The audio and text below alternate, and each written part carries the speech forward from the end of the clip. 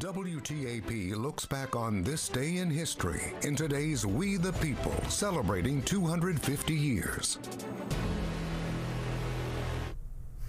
On January 11, 1964, United States Surgeon General Luther Terry releases a groundbreaking government report announcing a definitive link between smoking and cancer. American cigarette companies spent much of the next decade lobbying the government to keep smoking legal and advertising reduced levels of tar and nicotine in their products. California became the first state to ban smoking in enclosed public spaces in 1995. By 2023, more than 25 states passed similar laws, including 50 of the 60 largest cities in America.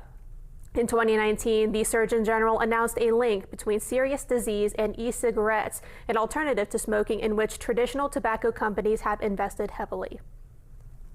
A moment to reflect, a time to remember.